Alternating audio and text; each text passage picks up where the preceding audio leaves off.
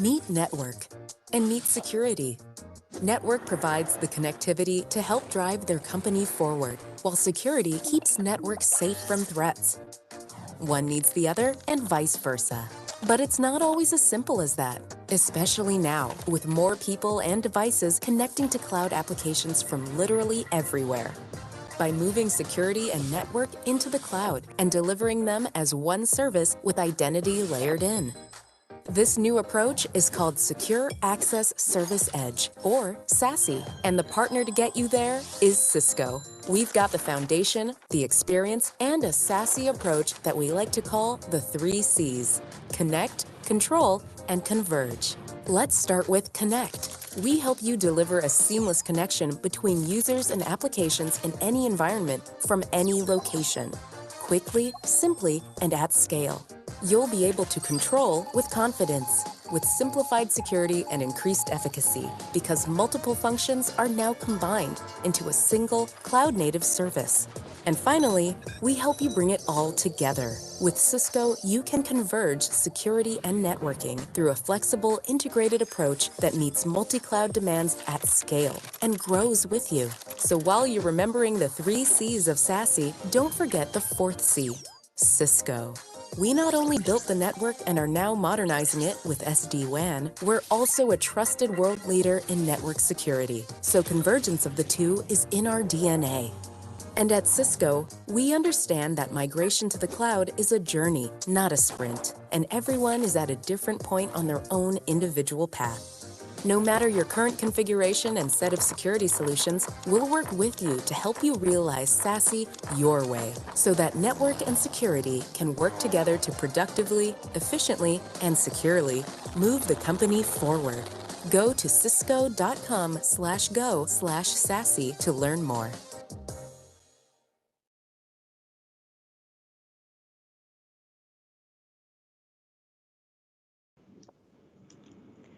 Hello, good afternoon, everyone. We hope you had a good lunch break. A very warm welcome to all of you at today's live webinar. We are from the Star Events Unit, and this webinar is brought to you by Star Media Group in partnership with Cisco. Whether you're currently in WebEx, Facebook, YouTube, or LinkedIn, thank you very much for joining us at this timely virtual gathering. Well, how are you? I'm very grateful that I'm able to be here now connecting with you as we enter the endemic phase of COVID-19. So after 2 painful years of being ravaged by the pandemic, do you now enjoy remote working? Do you miss being physically present in the office 5 working days in a week? Or do you now much prefer the new hybrid work arrangement? We'd love to hear from you. Chat with us. Let us know your thoughts. Type in the chat box or in the comment section. All right, let's dive into why we are here today. So most of Malaysian businesses and organizations are embracing the next phase of hybrid work.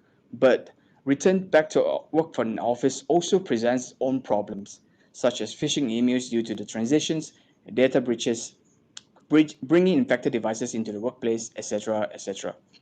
Employees of today are constantly crunching ideas, improvising strategy, and exploring tools to empower flexibility, collaboration, and boosting productivity.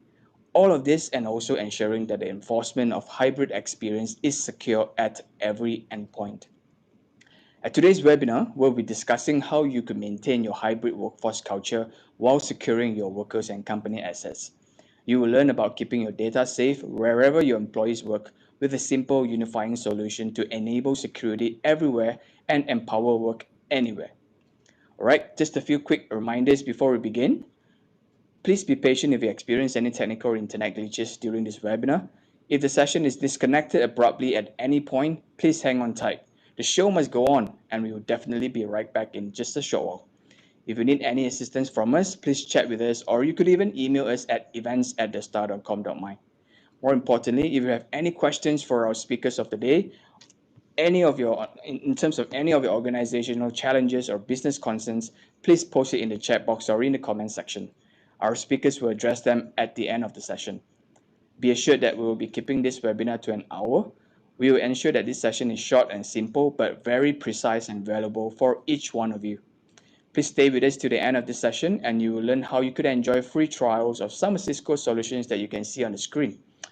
As promised, in our appreciation of your attendance today, we will also be giving you an exclusive access to the small and mid-sized business edition of Cisco's 2021 Security Outcome Study. The link to access the report will be emailed to you after the event. Now, let's bring on our speakers of this webinar. Russ is the sales lead for Cisco Systems small business, commercial and distribution businesses in Southeast Asia. Russ has been in Cisco for 12 years in various roles in both Singapore and London. Prior to this role, Russ was the theater CFO for 3 years for Southeast Asia and Korea. Joining Russ today is Ken Ang, who is the Cybersecurity Business Development Manager, driving Cisco security business across Asia Pacific, Japan, and China. Ken has been helping customers protect themselves in the cybersecurity industry in the last 20 years. Before I hand over the floor to Russ, just a gentle reminder that if any of you have any questions for our speakers on your organizational challenges or business concerns, please post it in the chat box or in the comment section. Russ and Ken will address your questions at the end of the session. All right, Russ, whenever you're ready, the floor is yours. And guys, please enjoy. Thank you so much, JC. Thank you for the introduction, and a big thank you to everyone who's joining today. First and foremost, I just want to hope you're all safe and well. I know Malaysia is opening up a little bit, but please still stay safe. We're not out of it completely yet, but things are getting better, and that's really promising. As I pull up my slides, I'm just going to walk you through today in terms of kind of what we're looking at in Cisco and give you some context around how we're looking at the future of work, right? What are we thinking about, right? And to give you some context around sort of where our business is at, and more importantly, what are we looking to do differently as well, right? So that'll give you an idea of sort of how Cisco, a big company, is looking at it, and more importantly, how smaller organizations in any market can adopt the technologies we have and you can use in your markets and your businesses. So without further ado, let's kick straight into it, right? So today's topic is a really relevant one, right? It's around securing a new hybrid work environment. And you're going to hear a lot more from Ken in a little while, talking about security, some of the things we have in our portfolio that can help your business work in this new world.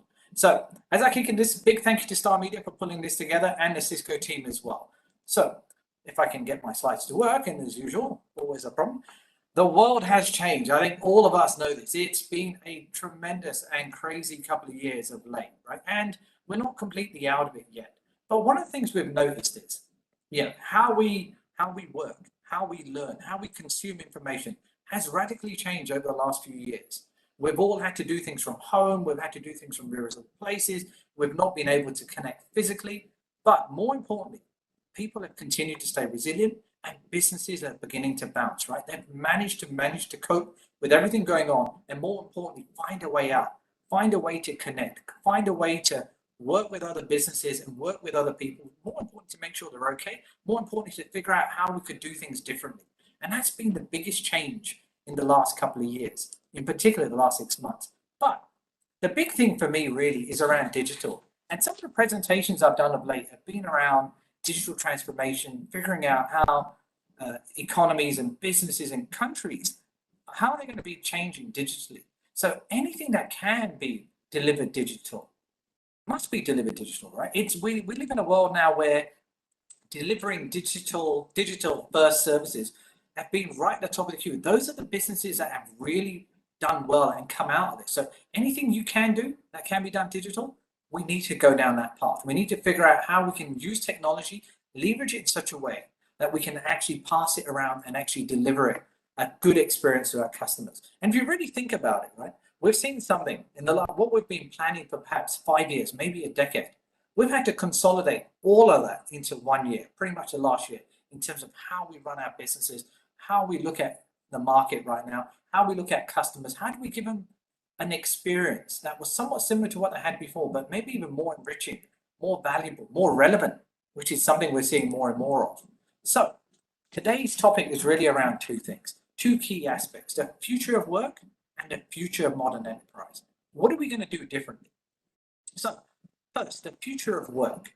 At some point, we will start to see economies open up. We're seeing it a little bit already in Malaysia, but businesses are beginning to gather pace. We're now getting out. And I've always said this, right? If we can create movement, we can then create opportunity, we can then get back to growth. That's how it's going to work. Right now, we're in that movement. It's beginning to move, and that's exactly what we want to see.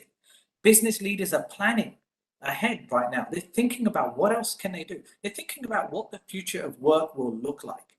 And that's where we're going to play right now. Secondly, the focus is on the businesses themselves, right? This is a time of opportunity. It really is an opportunity for us, right? Where organizations across all industries can aim to achieve new levels of technology-inspired innovation. And that's something we've really got to think about. Using technology to innovate, create, and build on what we already have, the ideas you have, but using technology to take it up a couple of notches. But how do we do that? And we're seeing some trends already in place right now as we move across and as economies open up. Now, the future of work. Well, let's jump in a little bit. Let's start with the future of work. If I go back a slide, right? So when we look at work styles, we go back before the pandemic. You kind of knew where you were working. You knew which building you were in. You knew which floor you were in. You kind of knew where to go. In some cases, you had a seat assigned to you. Things are very different now, right? During the pandemic, we all had to work remotely. We all had to set up an IT sort of network in your own home, right? Some people didn't know how to do this. I had to help an aunt recently who lives near me to help set her up at home so she could carry on working and connect with her peers and her team. And that's something that's very different. So when offices start to open, how's that going to change? And this is where it comes into play. The future of work will be hybrid. We're going to have meetings right now where you'll have some people who may be in the office and some people in another remote location. Maybe not even in the same country.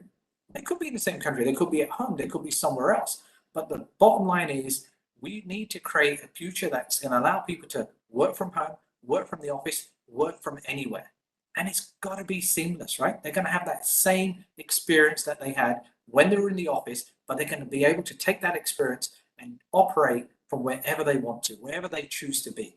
And the key thing here is that employees, now not employers, employees will be playing a big part in deciding on where they work and more importantly, how they work. And that's going to be the future of how it's going to be, right? It's going to be now where employees get to play a bigger role.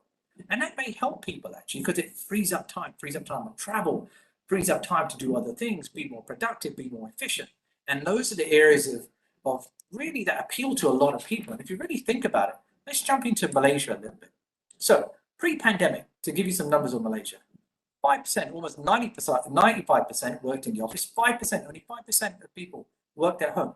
If you ask people now, it's almost 90%, 88% want greater ownership to choose where they want to work. That kind of shows you, the data itself shows you that people are now kind of being accustomed to where we are now, right? So this is really important for organizations, be it small, be it mid, be it large, to think about. I'm not saying they need to change and move everyone home or move everyone to the office, but they've got to think about how people work. More importantly, how do they remain efficient and still have that work-life experience that you had before, be it from wherever they are. And that's key, right? And I think that's absolutely key on how we're going to move forward. Now, hybrid work. What are the solutions? What do we actually need to include when we talk about hybrid work? Well, the first one is flexible. It's really got to be adaptable. You've got to be able to do it from anywhere, be it from home. In the past, I used to work from the airport.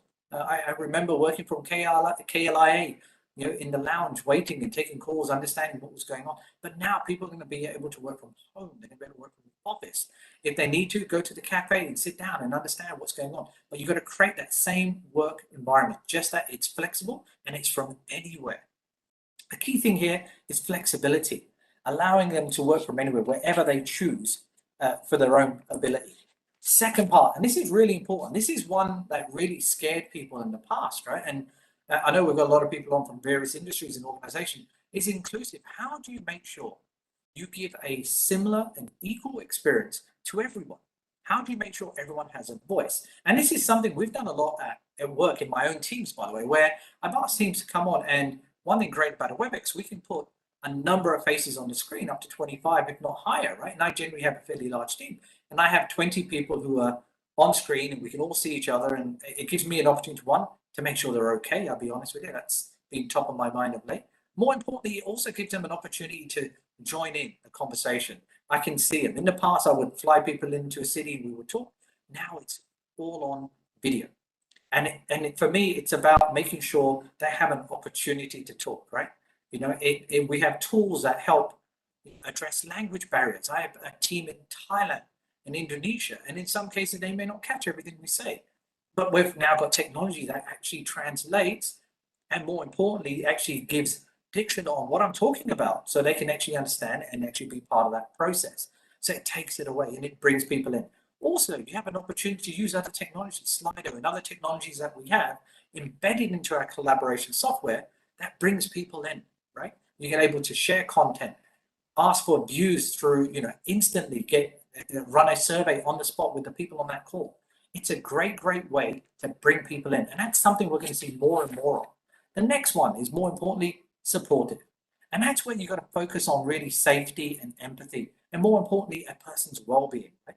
Remember, when we're talking about hybrid work, it involves about people going back to the office at some point, possibly working at home. And I do ask this humbly, when you do have people at home, you've got to remember they've brought work home. They may have a family, they may have parents, they may have young children.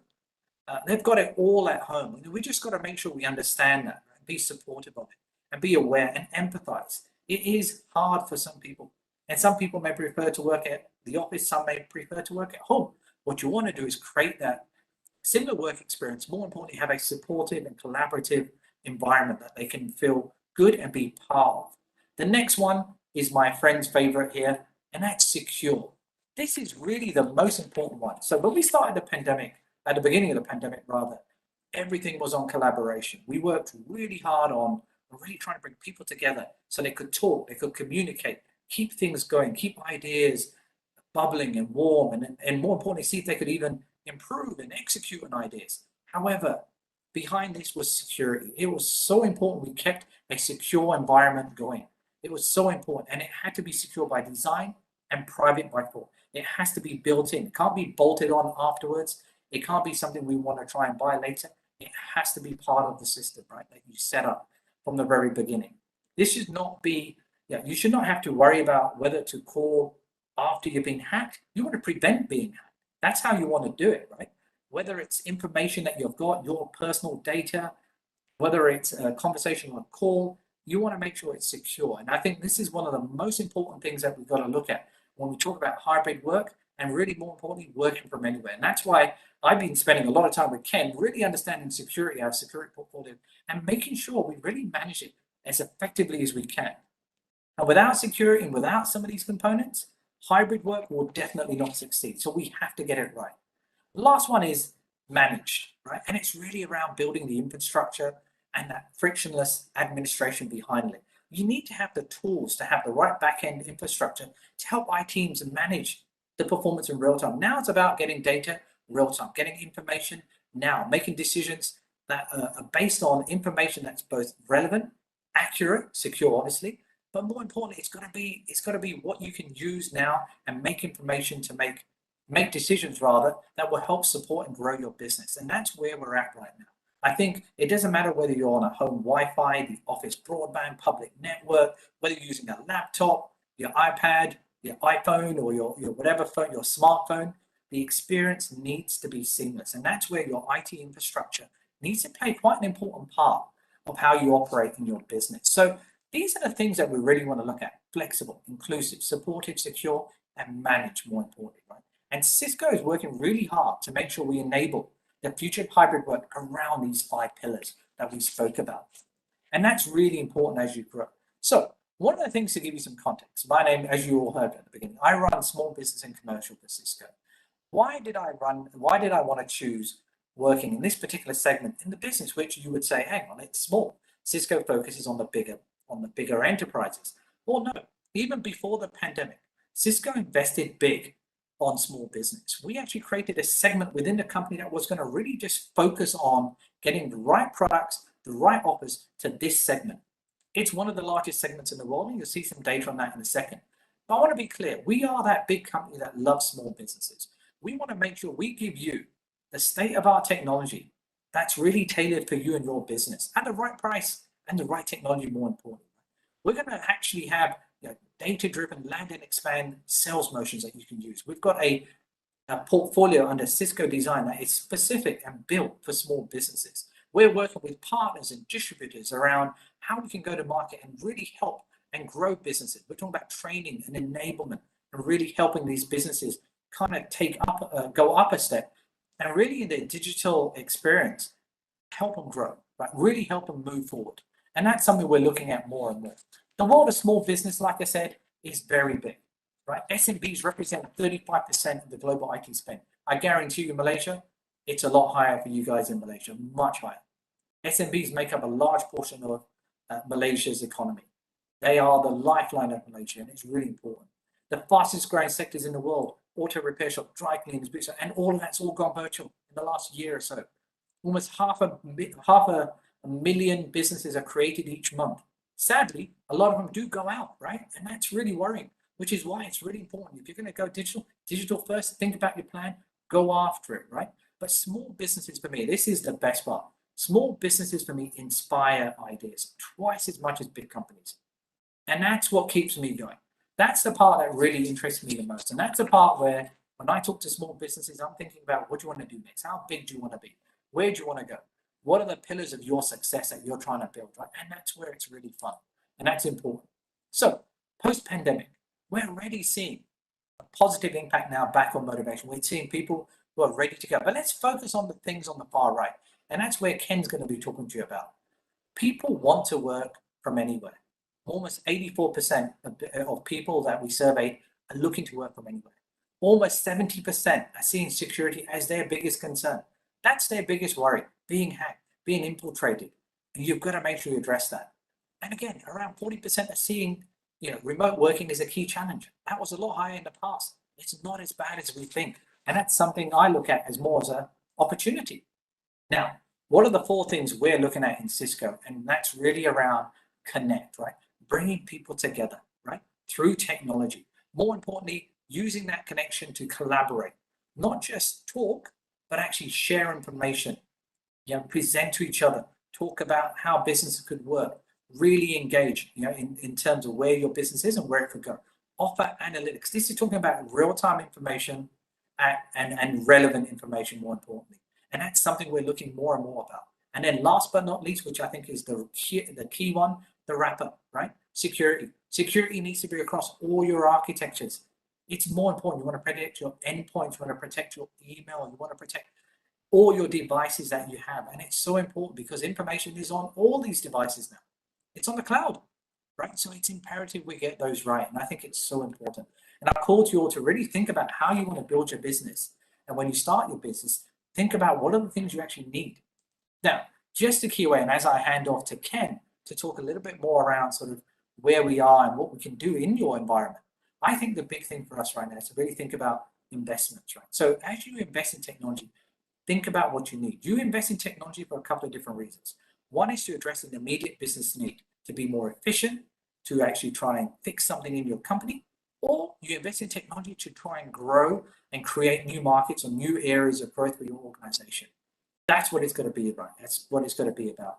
You've got to think about how you build a business and build a plan. Don't build a short-term plan, build a 1-3 year plan. Doesn't matter what size of business you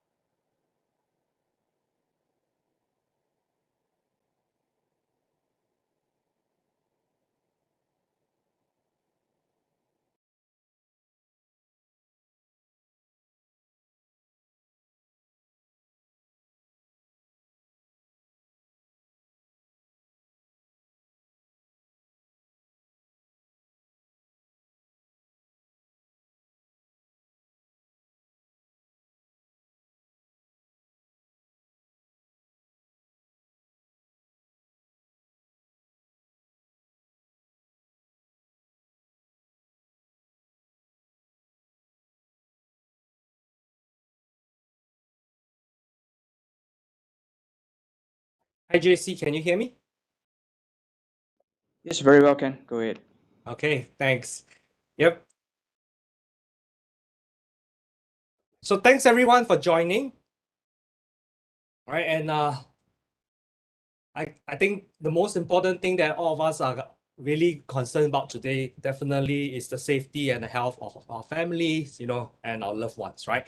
And to Ra's point, right, I think Cisco is really, focusing a lot on small businesses today because unlike a lot of the larger companies, right, the small businesses are the ones that really, really needs a lot more help and a lot more, support, right, to really protect the employees. And more importantly, right, cybersecurity is not just for company and businesses. It's also for people like you and me, right? The consumers who goes online and consume the product, whether you're shopping online, whether you're attending classes and such, right? And therefore, in the way that things are, and to Ra's point, right, the ability to really provide that support to help small businesses continue to strive in the current business, as well as making sure that there are sufficient cybersecurity capability involved to protect all of us, right? And to make the world a safer place, right? Both in the physical and as well as the virtual world, right? And to continue where Russ, so graciously left us off with, is really looking at a couple of key areas, right? In terms of connect, collaborate, analyze, and secure. And as promised, and as what we have shared in our team, the key thing today is really about cybersecurity, right? And why is it important, right? And if you look at the portfolio on the screen itself, Cisco has really evolved and have put in a lot of effort to tailor, right, product portfolio to cater to small business. Cisco is a giant, right? We have a lot of products. We help the world connect together in the enterprise world. We help to protect a huge number of large companies globally as well, right? And therefore, we have that capability to extend that support to small business, right? And with the way that businesses is changing, right, we're still being attacked, right, by cyber criminal.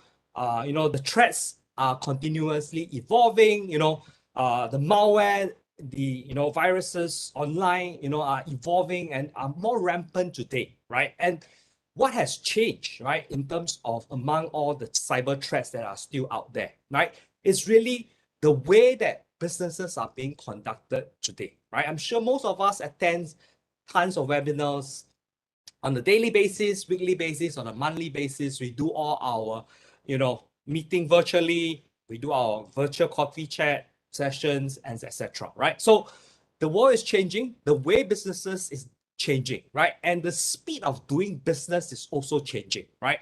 In the past, if I want to get McDonald's, right, before they had delivery, I had to walk downstairs, maybe take a bus to the nearest mall, and then get my burger, right? But today, if I want some a burger, right, I'll just pick up a phone, or even better, use my app, right, and order online, right, way before I'm hungry. Or even if I order now, I get the delivery, especially in Singapore, right, within 30 minutes, right, I can get something delivered to me quickly. The expectation, right, of us being a consumer has changed, and therefore the business has to change, right?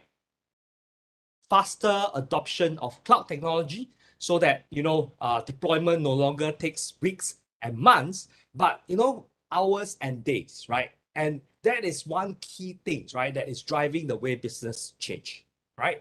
And of course, connectivity is still the central part of all of us, or all of our businesses, right? The only reason why I'm able to talk to you right now in Singapore to the folks in Malaysia is because I have good connectivities, or at least I have decent connectivities, and I'm able to do this, right, anywhere in the world, right? So the boundary is changing, right? The way businesses is changing.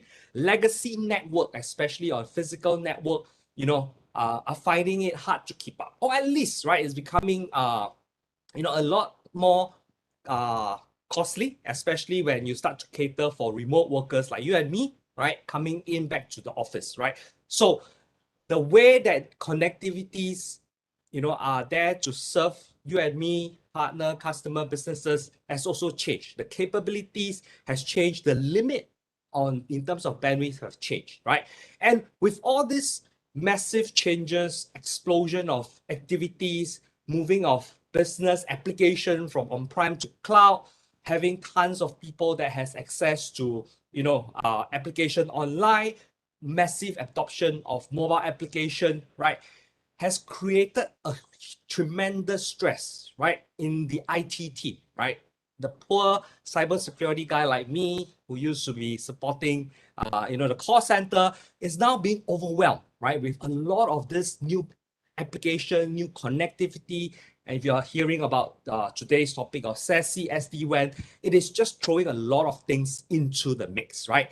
But while we are having that challenge, right, as workers, as businesses, right, the cyber criminal are not sitting still.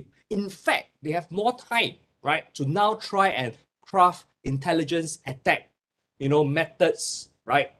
Or if you're in a financial institution, they talk about modus operandi of the fraudsters, right? They are having more time, more tools on their hand, more connected devices, right? Or more connected application and people that can go out and compromise, right? And that is why it is important to really, really understand and relook at the threats, right? And to protect our workers, and also put in place a model or a framework to say, well, I'm working on making sure businesses continues to strive.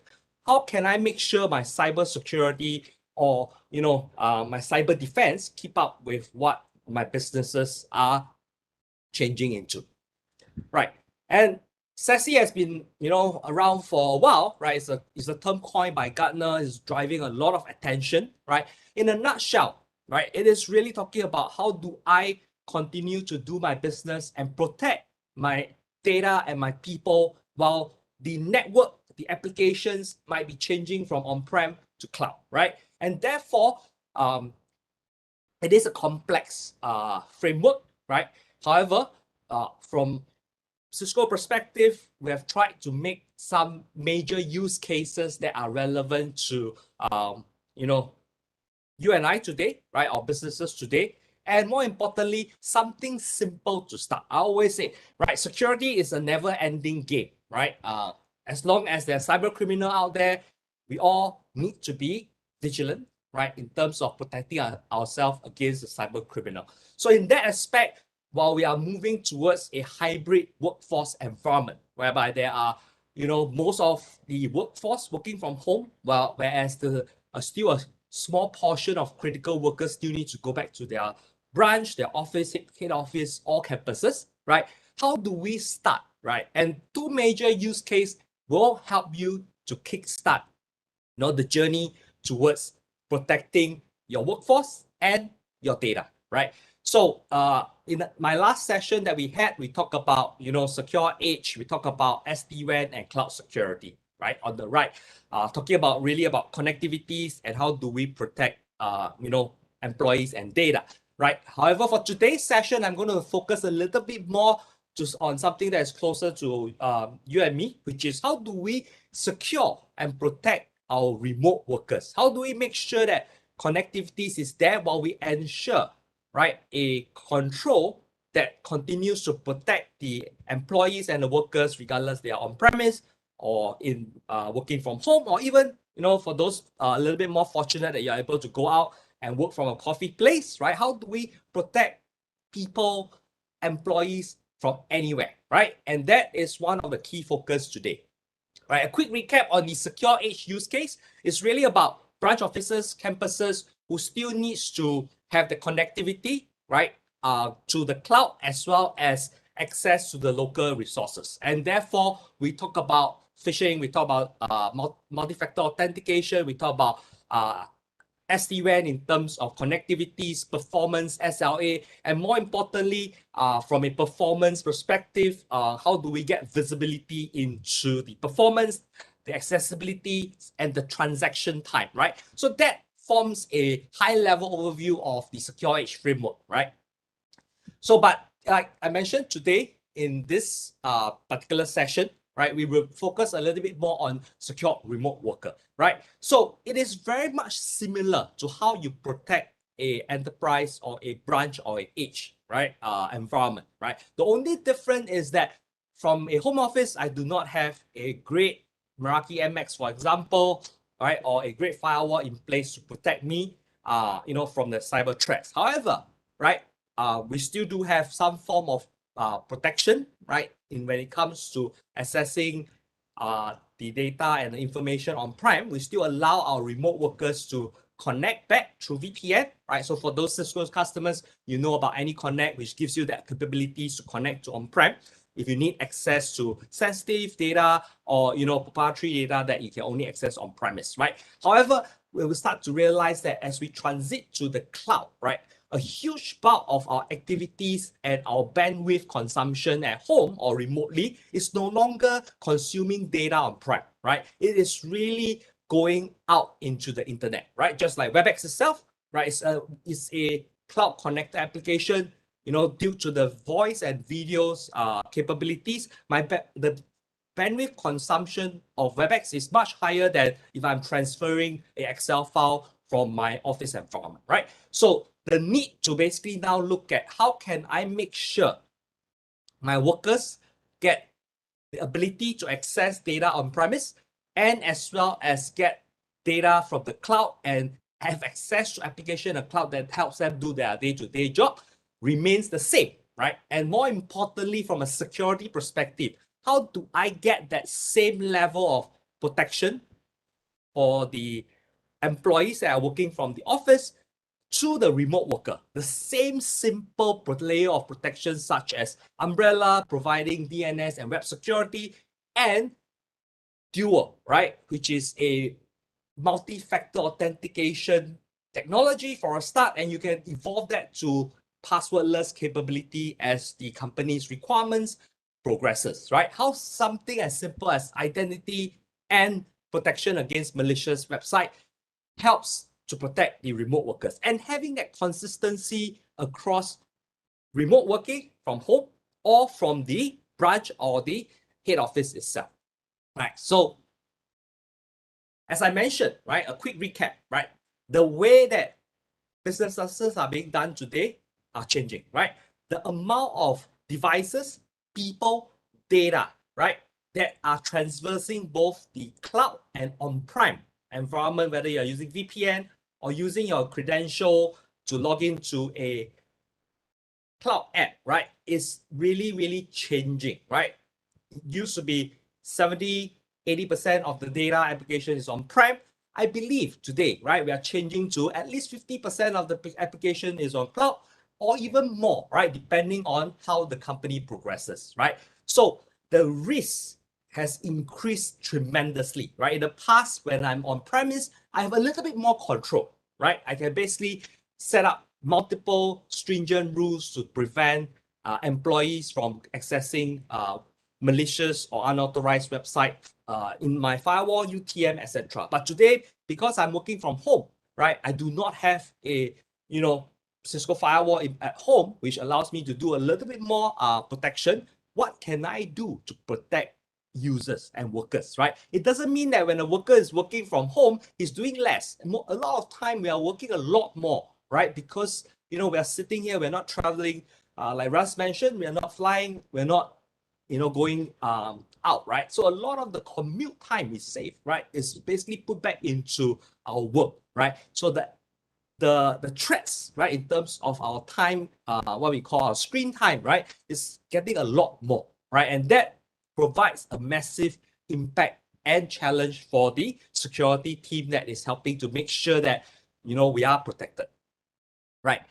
So as part of the webinars, you get to have a material to talk about how do you secure and protect your SMB or your businesses, right? So a couple of key things that we look at, and for those of you who will be staying with me for a little bit longer, I will walk through a demo to showcase how easy, right? And it is for a remote workers to accidentally get themselves exposed to phishing website and malicious website, and thanks to the world of collaboration, right? We get exposed to a lot of this cyber threat much more easier, right? So how do we protect our users, right? from a couple of conversations that you have with your customers or your businesses today, right? One of the key things that we are starting to realize, and you might start to realize that, is that a lot of the applications requires you to log in, right? And that has become the gatekeeper, right? So in the past, in a company environment, I have a firewall that is protecting me, right? Even if my identity is stolen, 80% of my application is on premise, I still may use the firewall to block, right, access to those applications and prevent compromise. But with SaaS cloud application, right, the first key and the first gatekeeper is actually your username and password, right? And how do we then look at, protecting that? Because regardless of what businesses you are in, right, you definitely need a username and password, right? So how do I protect employees from accidentally having their credentials stolen? How do I protect them from visiting their website? And more importantly, right, at the end of the day, end game for a lot of the cyber criminal, right, out there, their objective is to steal data, and in the case of ransomware, is to install Trojans, malware, and get access to that data so that they can blackmail the business, blackmail you, or steal sensitive information that they can sell, right? So if you look at the fundamental, right, of security, we still unpass the identity, username and password, we still unpass the malicious and bad website, right? The fundamental is still the same. It's just that the technique and the exposure that we are being exposed to today is a lot bigger, right? So from a solution standpoint, right, regardless of the products that you have in place, of course, Cisco has the broadest range of solution. But while you are looking at making sure that your business, right, you're keeping the lights on for your businesses, a couple of key thoughts, right, especially for small businesses out there, is really, how do I today make sure that I have the ability to verify the user identity, very much like my passport, my ID, right? To say that I'm who I am, so that, right, I will only be given access to the data that I have access to, right? Like I always use an example, if you're going through the airport, right, the passport, the biometrics is the first step to identify that Ken is the person, is the passenger that is going to the airport and is boarding the plane, right? So identity now becomes critical, right? Enabling access is really what is important to the business, because you are trying to, or we are all trying to protect data, right? So I verify identity, ensure the access, right? And unfortunately for us, right, cybersecurity professional needs to be 100% right, to make sure that we are protected. The cyber criminal only needs to be 1% right, and they will be able to compromise us, right? Unfortunately, human being, right, we are still one of the major link, right, to cyber threats, right? So now, how do we defend against identity theft, malicious website, unauthorized access? How do I provide that visibility, right, to try and consolidate this threat? And that is where, with Cisco Secure platform, right, for those of you who have heard of it, is a platform solution that helps to consolidate, right, security for on-premise as well as remote working, right? So that gives that visibility to control and protect employees from anywhere, right? And giving them the right access, and at the same time allowing you to defend or detect threat early, right? So in a nutshell, in terms of capability, in terms of technology, right, before I hop into the demo, which I'll be showing you later, it's really about how do I get the secure web collaboration tools in place, right, in terms of doing my work, right, from whether I am in a remote working environment or a corporate network environment. So that continues to be a key, right? Having a secure and efficient collaboration tool is key, right? So we'll not talk about the security feature of WebEx today, but do check it out, right? There are a lot of capabilities, and there's a reason why a lot of large enterprises uses WebEx. There are security capability built in. But more importantly, right, whether you're choosing to use, for example, WhatsApp, right, for your communications and stuff, right, the key thing is, how do I protect the identity, especially for business user, right? Consumer user is slightly different, but for business user, the businesses has a lot more information that they stand to lose if they do not protect their users well, right? VPN is still key, right? There are still businesses that requires access to VPN, right? And of course, more importantly, how do I make sure that the users are protected against malware and phishing links, right? So that's where DNS security comes in, or web security comes in. And for those of you who do not have a good EDR, XDR, or endpoint security in place, do make the effort to take a look at those solution or even Cisco Secure Endpoint, because that is really, really important, right? There are not many people out there who doesn't have endpoint security, but I will always say if you do not have one, that is probably the first thing that you need to get, right? So with that, right, I'm going to walk through a quick use case, right, in terms of how does it look like, right, for you and I as a normal user, in terms of, if we are not protected by any form of security solution, how easy it is to get compromised or, to get exposed to the risk, right? So what you see here on the screen is a simulated user, right? So do be mindful, this is a demo environment, so a lot of things that I'm doing might not be suitable, if you are doing it in your own network or your home environment, right? So be mindful when you're, exploring some of the malicious website out there. So in a typical day, work day, right? So what I would do, or what a lot of us would do is, today with collaboration tools, especially WebEx, the first thing that I wake up, I always check my WebEx, much more earlier than I would check my email, right? So things has changed. I used to check my email first, right, before I start my work. These days, when I wake up, I check my WebEx team space first, right?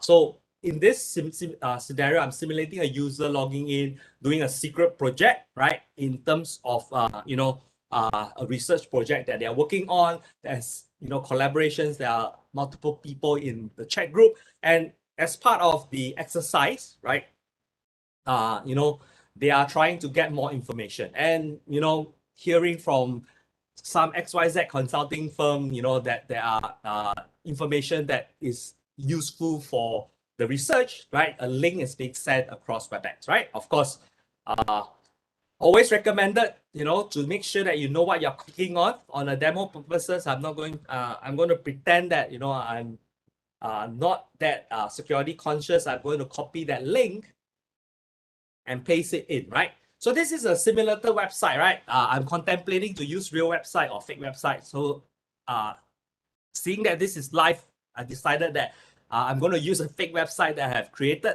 to try and steal user credential, right? So, trusting my teammate now, and, trying to get my research done, right? Given the time, I might just go into the link and key in my email address, right?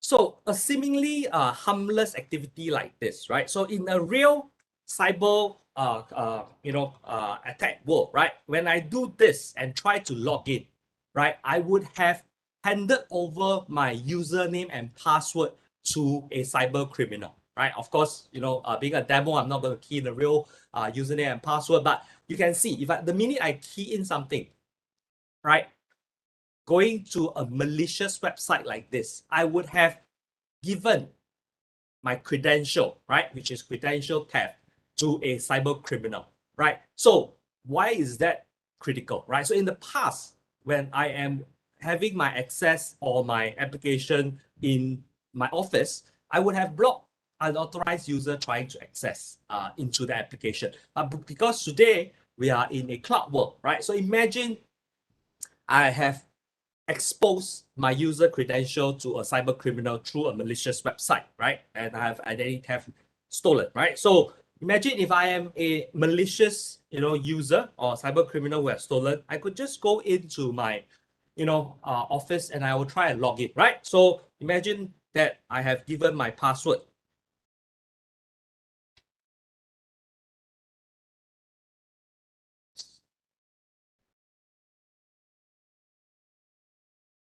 Right, I would have handed over critical information, right? And a lot of us who use SharePoint or even any form of a collaboration tool, I would now be able to go into my Project Phoenix, right? In this case, it's a secret project that I've built, for access, right? For my team, right, to do any form of research, right? So I would have gone into a secret project website that easily, right? I would have handed the key to my kingdom to sensitive information with that simple, seemingly normal gesture of clicking on a link that is not safe, right? Putting in a username and password, right, that I shouldn't do, and handing over critical information to a cyber criminal, right? So it is as simple as that, right? To basically hand over, the access and expose yourself to cyber criminal out there, right? So this is a very simple, typical use case or typical day-to-day job, right? Seemingly harmless, with just 5 minutes of our time, right? We have basically allowed a cyber criminal to get access to sensitive data. Now imagine if you have minimally have, Cisco umbrella or duo in place, which helps protect you against malicious website. First, you would have blocked the access. All right, going back to the seemingly same link, right? I will have clicked on this link, right? I think WebEx you can configure to not allow direct clicking, right? So, but for demo purposes, to make it easy, same link, right? Now that with the protection of umbrella, right? Behind the scene, without you or anyone getting involved, when you're clicking on a malicious link, right? Cisco Umbrella will be able to detect the link and then block the access, right? So that is the first point of defense, right? It is not the only point. A lot of people say, what's so great about it, right? But the best thing is that without any intervention from your IT team, the solution helps to eliminate a lot of the phishing, malicious website risk out there, right? So now in the event, right, I would say no security solution is bulletproof. In the event something falls through the crack, right, and you get your credentials stolen, unfortunately, or it could be, like me, putting my username and password in my sticky pad and somebody through the webinar sees my username and password, steals my password, right? It could be, right? It's still happening, although the chances are lower, right? Somebody tries to log in now, right? So Alex, which is the account that I'm using. Okay, imagine that the same user account and password.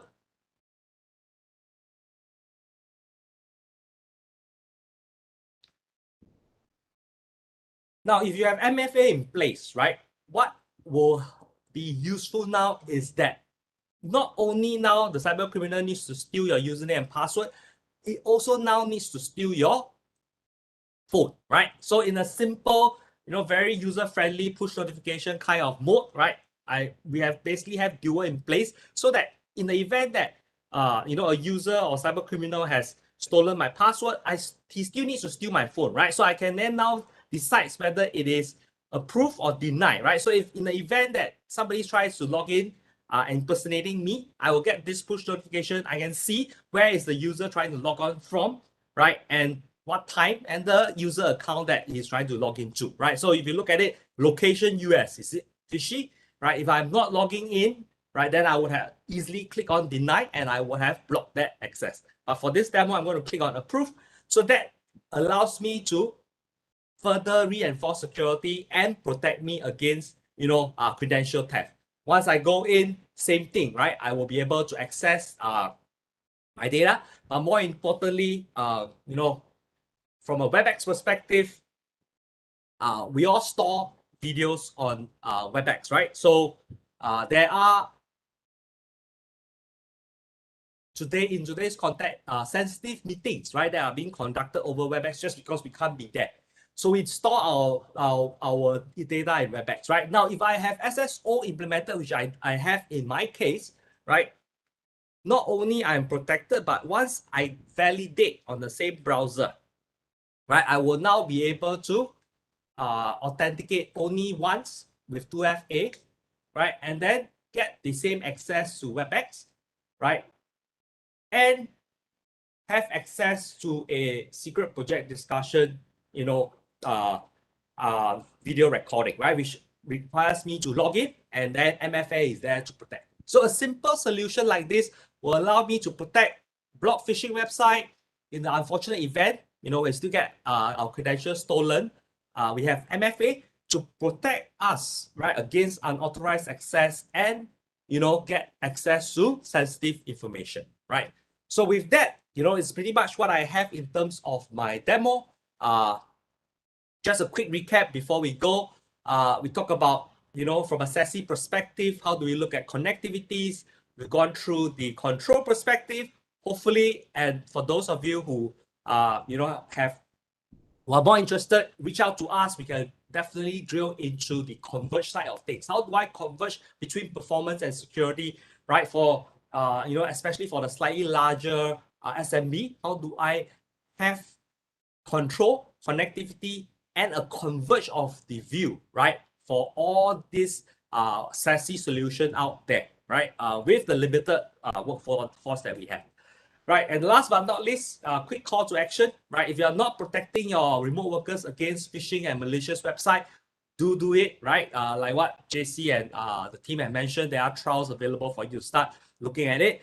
If you have not implemented any form of MFA, do take a look at it. MFA is a little bit more complex, right? It needs a little bit more integration and touch point. But if you are looking at protecting your access, do look at it, right? At the end of the day, we are here to protect our precious assets, right? Especially in today's hybrid work environment.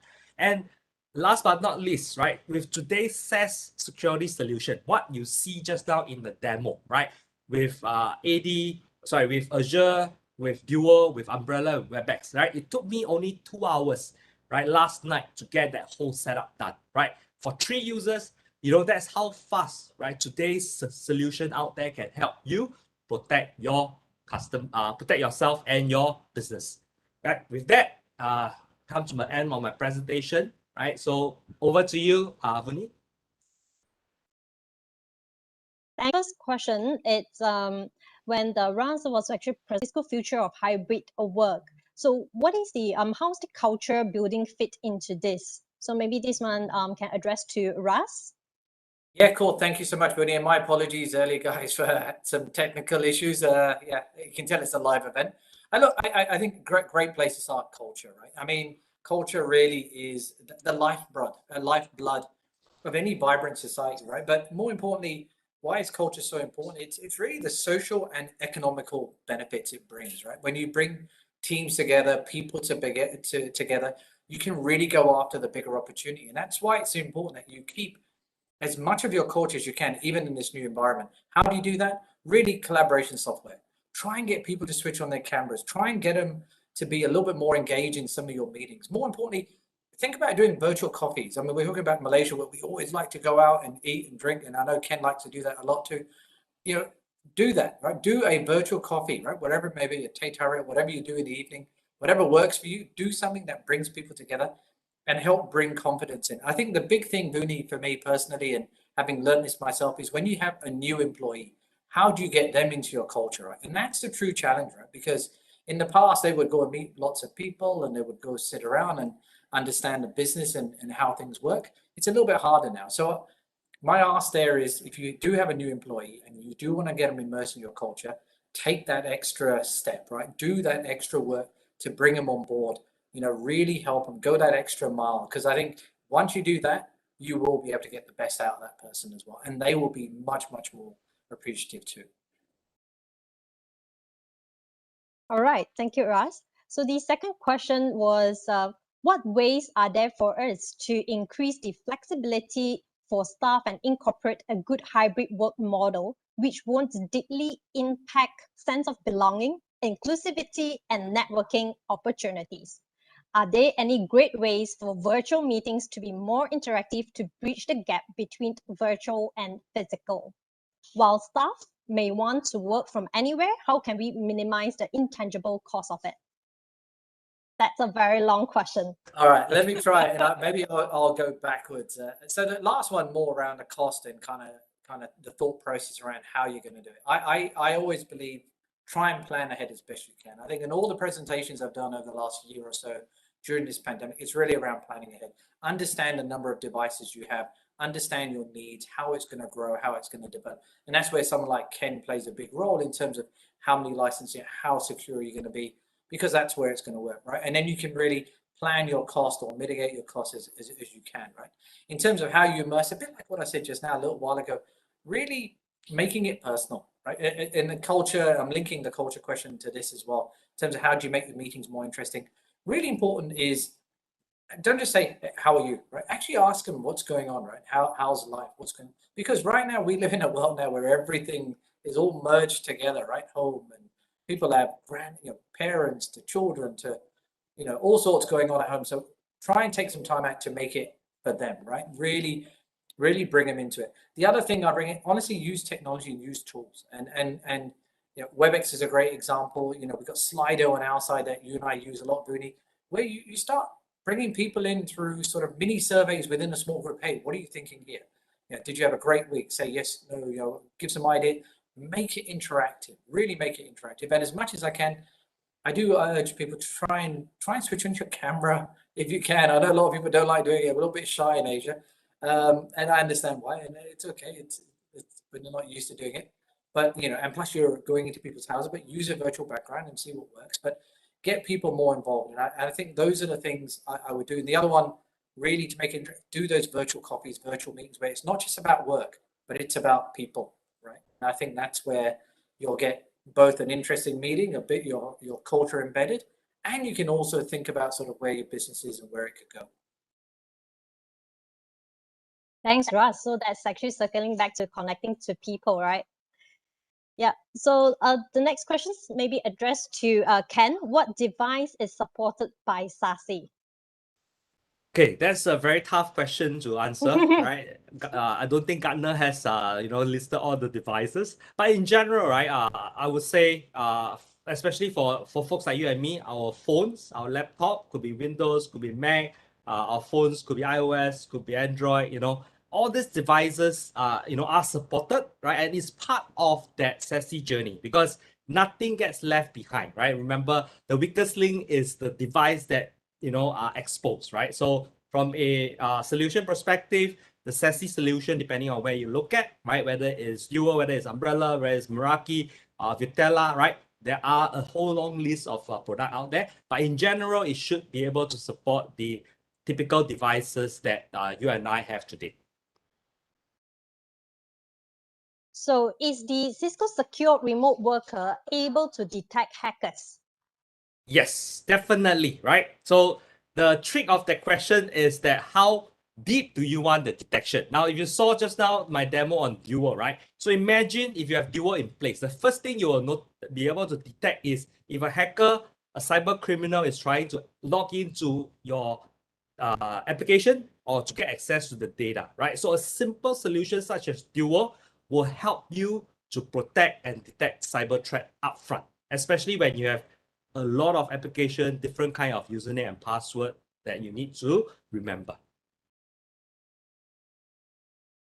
So there's also another question. I'm proposed Meraki as a solution. So do you recommend Umbrella and Duo?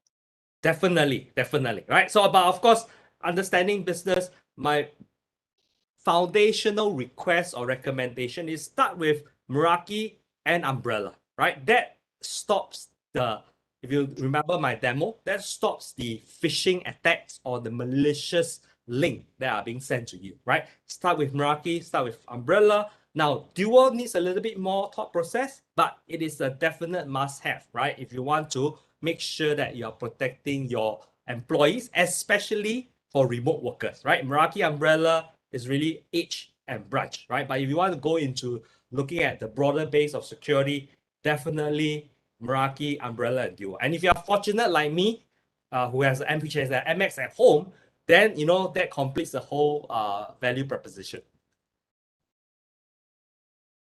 Yep, thanks, Ken. So the next question is talking about the investment. So roughly, how much is the investment to implement Umbrella and Duo? So I think this is the major concerns of all the small businesses, right? Okay, let me start with the dollar and cents, right? And then I'll let Ras talk about the benefits beyond that, right? So from a dollar and cents perspective, right? Reach out to Cisco. You'll be surprised, right? That a lot of people always think that Cisco is expensive, but go talk to a partner and a distributor or any one of the sales guy. you'll be surprised how affordable it is to start, right? And I'll let Ras explain in terms of the Cisco design promotions, but we have promotions there to help customers and even partners to get started, right, Ras?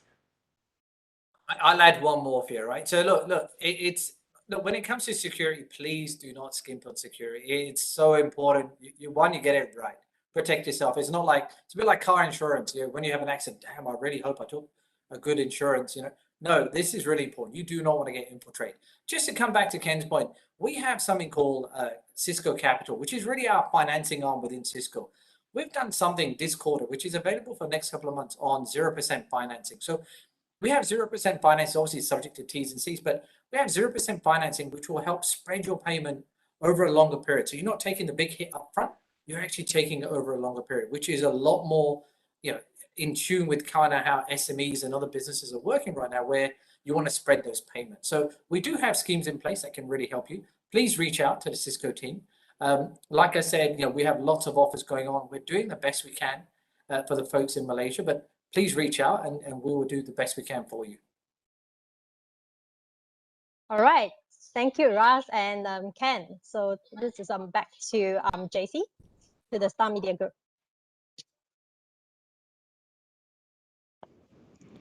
All right, thank you, Ras and Ken, for the wonderful presentation and for your great sharing. And of course, thanks, Winnie, for moderating the Q&A with Ras and Ken. Our sincere apology if we couldn't get through all the questions, but we are definitely very grateful for all your questions and comments. And we are also very humble and honored with everyone's participation at this webinar.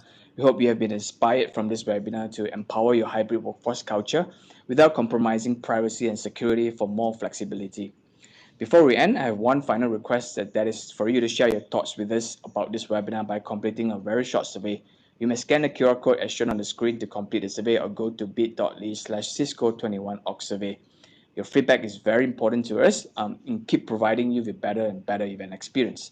As promised, once you have completed the survey, you will be given access to enjoy free trials of Cisco Duo, Umbrella, and Secure Endpoint. As you can see on the screen, our next live webinar is happening on 16 November. So save the date. The theme of our next webinar is Be SASE and Enable Secure Access Anywhere. You'll be able to learn about Cisco Meraki, how Cisco Meraki is revolutionizing the future of networking security in your organization's SASE journey, or known as Secure Access Service Edge. If you would like for us to reserve an e-seat for you at the next live webinar, please express your interest in the survey. I definitely cannot wait for the next webinar. If you'd like to arrange for a follow-up session with a Cisco representative to discuss any of your organizational challenges or business concerns, you may indicate that in the survey too. Ladies and gentlemen, on behalf of Star Media Group, thank you once again for your participation and for staying with us until the end of the session. We would also like to thank our partner Cisco for coming with us to make this webinar a success. If you need any assistance, please reach out to us at events@thestar.com.my. We look forward to hosting you again at the next Star Media Group's event.